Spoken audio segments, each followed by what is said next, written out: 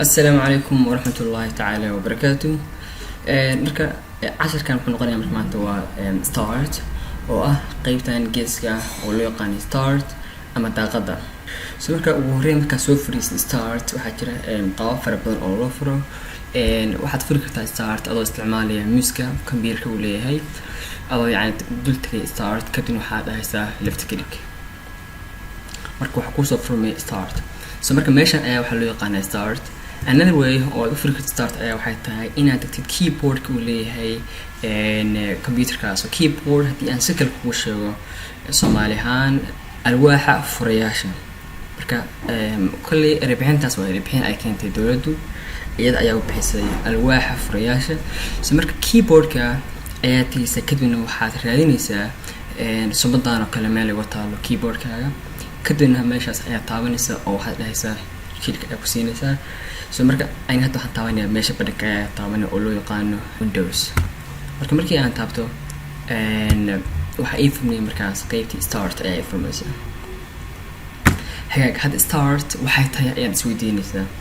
marka start shaqada ay qabato ayaa waxay tahay waa meesha kuu suurtagelin karta in aad la falgashid ama aad isticmaashid applicationska kugu jira computerkaaga. marka application kasta ama file kasta oo computerka kugu jira meeshan aad ka heli kartaa start. marka waxaad sameyn kartaa in yani markay aad soo furtid start automatically qaab automatic ah markaad soo furtid inaad qortid magacii uu lahaa applicationka ama fileka aad raadinaysay. marka tusaalahan haddii aan anigu dhaho computer management marka darbadii wuxuu ii soo saaray computer management. computer management wuxuu ku jira computerkayga aniga hadda computerkay meesha uu uga jiro computer management ma garanayo. faa'iidada kale oo ay leedahay start ayaa waxay tahay marka fileka aad taqaano magaciisa oo aad raadinaysid meeshan aad ku qortid like computer management waxay kuu suurtagelinaysaa in applicationkii aadoo bartaan jooga aad furtid sidoo kalena xitaa applicationka file locationkiisa meesha applicationka uu yaalo ay kugu tilmaamto. yani waa faa'iidooyinka ay leedahay start iyo waxyaaba inta badan loo isticmaalo. haddii aad fiirsay qaybtan kore start waxay leedahay abis qaybaha application hadduu yahay waxaa raadinaysa documents hadduu yahay settings wax noocaas oo kale. marka more hadduu yahay video aad raadinaysa oo computerka ka weeday ama yani meesha wuxuu jira ka weeday bartan ayaa halmar maxay waa soo furaysaa kadibna waxaa qoraysaa magaciisii. marka haddii aad fiirisid qaabka ay u taalo start qaybtan waa qaybta waxaa loo yaqaanaa most used. yani markaa fiiris ciwaankan ayay leedahay oo most used. marka qaybtan most used ah waa qani kartaa waadna soo bandhigi kartaa. marka most used waxay lamid tahay applicationada inta badan aad isticmaashid. hadda aniga inta badan waxaan isticmaalaa Google Chrome, Sublime Text Editor waakan iyo baalkii Word iyo baalkii TV ama movies. marka kuwana waa maxay raada faalasha ama applicationka magacoodu aan ku bilaabmayn xarf caadiya oo ku bilaabmay number ama sumad hoos soco. markaas oo fiirsid wax kasta wixii ka bilaabmay a wixii ka bilaabmay c hadda aniga application ka bilaabmay b computerka kuma jiro marka adigu ilaa iyo meesha ugu dambeysa. now marka waxa kale awood xitaa in yani aad tagtid applicationka aad raadinaysid haddii ay ogtahay magac ama xaraf uu ka bilowdo in meesha ay imaatid kadibna aad meelaha ka raadisid. marka hadduu yahay mid inta u baahan isticmaashid bartaan ayaad yani kili ku siin kartaa oo waa qaybahan.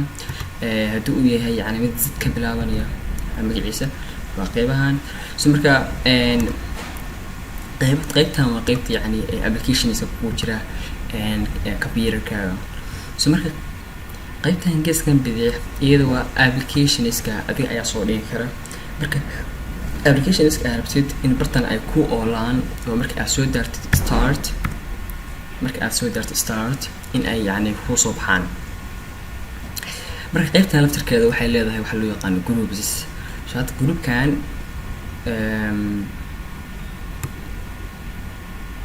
marka groupkan best apps ah waxaad ka bedeli kartaa magaciisa adoo bartaan tagay kadib markaa magaciisa ka bedeshid tusaale waxaan dhahayaa bahalkii first magaciisa aan ka bedelay magaciisa. magaca markaa ka bedelo yaa magaca ka bedelo magaca waxaan ka bedelay groupka kasoo bilaabaya bartaan Thursday oo yani calendarka ah ilaa ay maxay ilaa meesha ka tagaysid word. So marka intan waa group, qaybtan waa group kale waxaa ku qoran explore, waa groupka loo yaqaano explore. haddii aad magaca waa ka bedeli kartaa adoo ku dul dhufanaya isla magaca explore. marka waxaad awoodaa in groupka adigu aad yani isku toosid. halkan laftirkeeda waa group kale oo waa favorite apps. So marka groupkan lacala first aan ku qoray hadda haddii aan rabo marka inaan isku aadiyo sidee baan isku aadin karaa ama yani aan qaab yani saxan aan isku toosin karaa. So marka halkan marka waxaa ku baranaysaa sidee application ku yaala start aad ugu samayn kartaa resize ama cabirkiisa aad uga bedeli kartaa. marka waxaad dul tagaysaa application aad inaad cabirkiisa aad ka bedeshid kadib waxaa ku dul lahaysaa right click. So right click markii aad tiraahdid waxaa kusoo baxaysa marka kuwan waa waxyaabaha uu ka kooban yahay maxaa yidhahdaa kuwan waa waxyaabaha uu ka kooban yahay ama videoska ugu jira ama badanaa aan daawado maxaa yidhahdaa ama kuwa ugu dambeeya hadaa dhaho videos ah present. So resize qaybtan baa tagaysaa marka hadda waa small, so waxaa ka dhigaya medium. so xoogaas u jeeda hadda xoogaa waa uu weynaaday. so marka waxaan awoodaa inaan qaado oo meesha rabo aan geeyo. sidee ayaan qaadayaa? sida caadiga waxaa u qaadaysaa qaabkii aad u qaadi jirtay taskbarka. so waxaad u tagaysaa applicationka kadib waxaad qabanaysaa left click. adoo left click ayaad waxaad geynaysaa meesha aad rabtid. hadda ani meeshan baan geeyay, haddaa rabo kasoo qaadaya meeshan baan geynaya. so marka meeshaas igu celi haddana waxaa ku dul dhahay right click si aan ku tuso inaan haddana sii bedeli karo oo resize aan kasii dhigi karo. waxaa ka dhigi karaa very large, mid aad iyo aad u weyn buu noqonayaa. haddaa rabto bedeli karta waxaa ka dhigi kartaa mid xoogaa balac ahaan oo balac leh oo wide ah. marka tani waa qaabka ugu fudud ee aad resize ugu sameyn kartid application meeshan ku yaala. so marka haddii aad rabtid qaabka aad jeceshahay ayaad isku aadisan kartaa application ku yaala startiga. marka pointiga kale ayaa wuxuu yahay aan rabaa inaan maanta ku tuso sidee cabirka start loo bedelaa. so markaa rabta inaad bedeshid cabirka start oo hore waxaad soo furaysaa start. markaad soo furtid kadibna waxaad tagaysaa geeskan kore. so marka muuska ayaa qaadaysa waa jiidaysa waxaa geynaysaa geeska ugu koreeya. marka muuska marka uu isbedelo oo uu yeesho laba falaarood ayaa waxa aad qabanaysaa left click kadibna waxaad u jiidaysaa kor. so hadda u jeedid kor ayuu u jeediyay.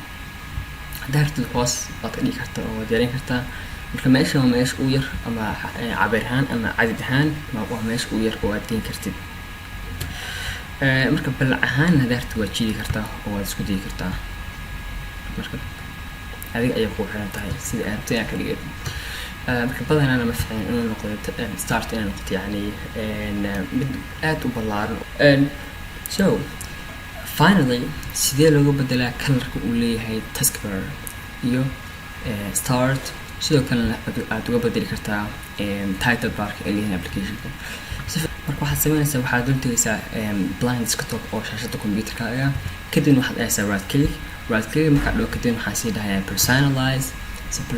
markaan tago kadib waxaa sii aadaya qaybta colorska. so qaybtan waa qaybta backgroundga videoga ayaan kusoo sharxay. so colorska marka aad tagtid kadibna waxaad sii tagaysaa qaybtan hoose oo ah colorka aad doonayso inaad saaratid. so marka tusaalahaan waxaan dhahayaa waxaa saaranayaa blue. so marka halkaan fiiriya qaybtan kore soo jeeda hadda geeskan qaybta kore ee uu leeyahay applicationska windowska marka la joogo waxaa loo yaqaanaa title bar. so tan waa start haddaan ka hadlayay يعني color كي قلالي واسبدله عنده blue سيدو كل تسكبار color كيسي واسبدله so ماشي مركو ماشي اللي قبدله يعني color أولي هاي start مرة قيبها نوع قيبها بدنا intermediate courses ككمبيوتر كا تجبر أمر أذكر كده إن شاء الله والسلام عليكم ورحمة الله تعالى وبركاته.